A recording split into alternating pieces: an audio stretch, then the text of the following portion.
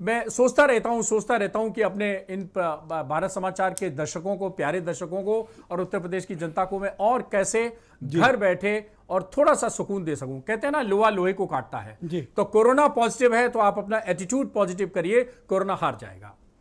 आज मैं लाया हूं ऑक्सीजन की समस्या से जूझने के लिए छोटे छोटे से उपाय। देखिए, पिछली बार मैंने आपको बताया था कि अगर आपका केवल कुछ मत जानिए, अगर आप, मैंने जैसे पिछली बार कहा था, घर में टीवी नहीं है, फ्रिज नहीं है, कोई चिंता की बात नहीं है तो उठा के फेंक दीजिए, एक पल्स ऑक्सीमीटर घर में रख लीजिए, कोरोना से लड़ना है तो। और अगर उस कोरोना पॉजिटिव व्यक्ति का जो ऑक्सीजन सैचुरेशन है वो 94 से नीचे गिरता है तो आपको चिंता होनी चाहिए। 94 से नीचे चिंता, 4 से 94, 4 से चिंता। 90 से नीचे गिरता है तो आप अस्पताल देखना शुरू करिए। अब मैंने कहा था कि अगर 94 से ऊपर है तो बहुत सिंपल मेरा प्रोटोकॉल है, आपने धन्यवाद बहुत बड़े पैमाने पर उसको सर्कुलेट किया है लोगों तक। कम से कम 12-13 राज्यों से मुझे सूचना मिल गई है कि ब्रजेश जी की अनुकंपा से मेरे ट्रीटमेंट प्रोटोकॉल इतने राज्यों तक पहुंच गया है। दिल्ली, राजस्थान, हरियाणा, पंजाब, जम्मू कश्मीर, छत्तीसगढ़, झारखंड, बिहार, पता नहीं कहां कहां आपने पहुंचा दिया है जी। और दूसरी बात है कि 94 से ऊपर अगर आपका ऑक्सीजन है तो आइवरमेक्टिन और डॉक्सीसाइक्लिन का जो मैंने कॉम्बिनेशन प्रोटोकॉल बताया है कि आइवरमेक्टिन 12 मिलीग्राम रात को खाने के 2 घंटे बाद, डॉक्सीसाइक्लिन 100 मिलीग्राम सुबह शाम 5 दिन, बाकी विटामिन बी, सी, डी, जिंक और स्टीम इनहेलेशन लेते रहिए और पीने वाली ज्यादा चीजें पीते रहिए, मस्त रहिए, स्वस्थ रहिए, डांस करिए। और हाँ, एक बार जरूर मैंने कही, आइसोलेशन में पेशेंट है लेकिन उसको अलोन मत छोड़िए। There is lot of difference between isolation and alone. उसको एकांतवास चाहिए, उसको अकेलापन नहीं चाहिए। तो हो सके तो उसका कमरा खोल दीजिए, उसको डांस करके दिखाइए, गाना गा के सुनाइए, मिमिक्री करके दिखाइए, कुछ भी करवाइए, राजू श्रीवास्तव बन जाइए, कुछ भी करिए। कमरा खोलने से कोई प्रॉब्लम तो नहीं? नहीं, कोई प्रॉब्लम नहीं। ओके। उस समय उसका मास्क लगवा दीजिए बस। ओके। दूसरी बात मैं आता हूं कि अब ये ऑक्सीजन मान लीजिए जाती है, मैं देखिए आपके सबको प्रशिक्षित कर देना चाह रहा हूं, कम से कम एमबीबीएस डॉक्टर तो आज मैं बनाई, बहुत जरूरी है जी। तो 94 के नीचे अगर ऑक्सीजन जाती है और 90 के बीच में है 94, तब आप क्या करें? कुछ मत करें, रोगी को उल्टा लिटा दीजिए।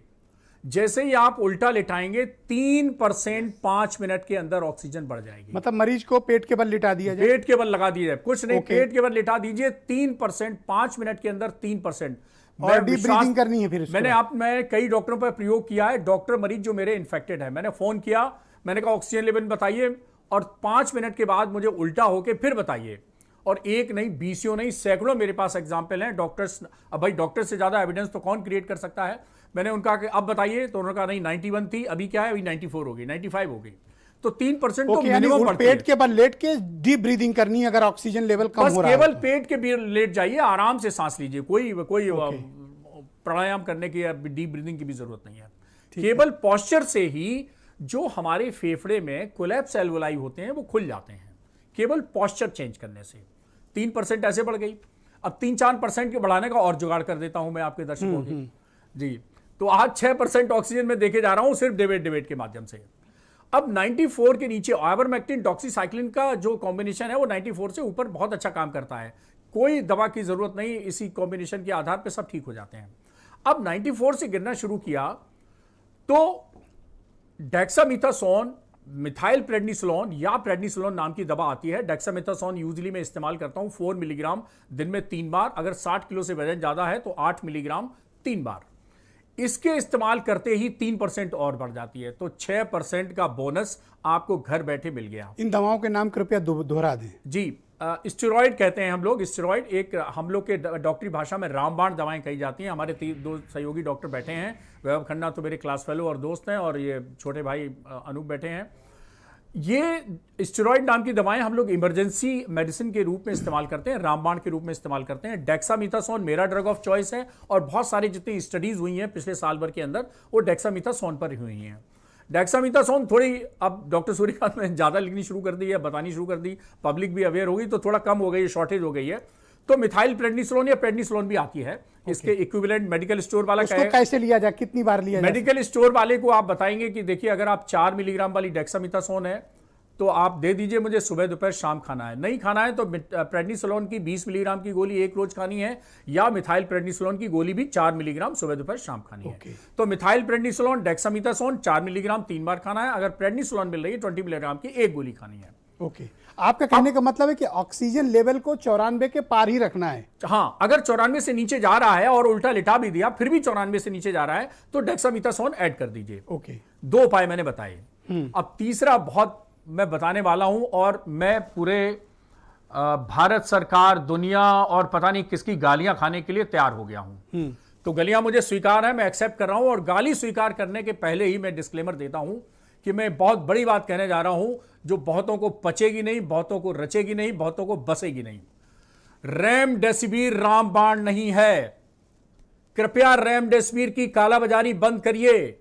ये रेमडेसिविर रामबाण नहीं What है। you are saying, डॉक्टर साहब? जी, मैं बिल्कुल कह रहा हूं और होशो हवास में कह रहा हूं और एविडेंस बेस्ड के साथ कह रहा हूं। एक ट्रायल हुआ था। अब देखिए क्या हुआ कि सबसे पहले इस कोरोना वायरस के युद्ध में सबसे पहले हाइड्रोक्सीक्लोरोक्विन आई, और जब से ट्रम्प साहब ने कही हाइड्रोक्सीक्लोरोक्विन इज तो बहुत लोग मारे गए थे जी। और उसके बाद हाइड्रोक्सीक्लोरोक्विन इतनी हुई कि अमेरिका से बहुत डिमांड आई, हमारे देश ने खूब कमाई की, उनको बेची। लेकिन हाइड्रोक्सीक्लोरोक्विन बाद में फ्लॉप दवा पाई गई और उसको बंद करना पड़ा। हमारे केजीएमसी के डॉक्टर्स ने प्रोफाइलेक्सिस के रूप में ली और 17% को कोई ना कोई साइड इफेक्ट हो गए। हमें प्रोफाइलेक्सिस लेनी, अपनी जूनियर डॉक्टरों को, मैंने तो खैर ली नहीं, तो मेरा तो शुरू से विश्वास नहीं था, वो बंद कर दी। तब खेल शुरू हुआ आइवरमेक्टिन का। आइवरमेक्टिन की स्टोरी आप सब जानते ही हैं। आपने पिछली बार मुझे नाम ही डॉक्टर आइवरमेक्टिन कर दिया, डॉक्टर सूर्यकांत से।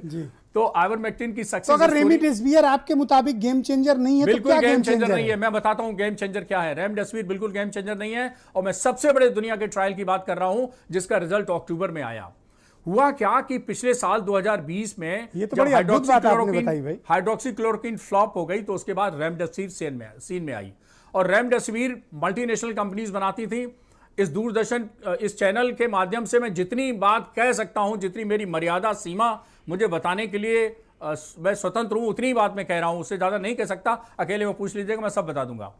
तो रेमडेसिविर आई, मल्टीनेशनल कंपनी थी, 5,000 रुपए इंजेक्शन इसकी कीमत होती है। अभी भारत सरकार, प्रधानमंत्री जी को मैं धन्यवाद देता हूं कि कैपिंग करके उन्होंने 3,500 पे लाया है। लेकिन कैपिंग करने से फायदा क्या हुआ है? बालाबाजारी हो रही है।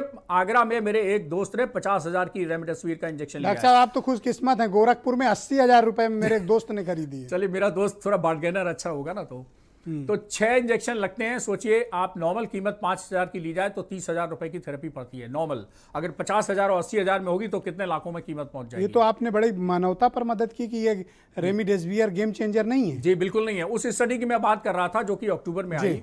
उस स्टडी में क्या किया गया कि सीवियर मरीजों को जो वेंटिलेटर पे थे, उनको एक ग्रुप को रेमडेसिविर दी गई, दूसरे को नहीं दी गई। स्टडी के दौरान पाया गया कि जिनको रेमडेसिविर दी जा रही है उनमें मौतें ज्यादा हो रही है। उन्होंने कहा भैया ट्रायल रोक दो। ट्रायल रोक दिया गया। विश्व स्वास्थ्य संगठन कहने को मजबूर हुआ कि हमें यह डायरेक्शन देना पड़ रहा है कि रेमडेसिविर सीरियस कोविड मरीज के लिए फायदेमंद नहीं है, उल्टा नुकसान करता है। तो कृपया, जो आपके दर्शक हैं उनको तो मैं कालाबाजारी से बचा ही सकता हूं। आज मुझसे जिसने पूछा है, मैंने कहा कि गांधी ने एक समय जब ये कहा था अंग्रेजों से कि कह दो अंग्रेजों से मुझे अंग्रेजी नहीं आती है, आज डॉक्टर सूर्यकांत कह रहे हैं कि मैं रेमडेसिविर नहीं लिखता हूं, ना पसंद करता हूं, और ना ही ये रामबाण है। Thank you. गेम चेंजर है ऑक्सीजन, और गेम चेंजर है स्टेरॉइड, और गेम चेंजर है अर्ली डायग्नोसिस, गेम चेंजर है अर्ली ट्रीटमेंट। बहुत अद्भुत बात आपने कही, बहुत शुक्रिया आपका, और इसीलिए लोग आपके इतने दीवाने और फैन हैं।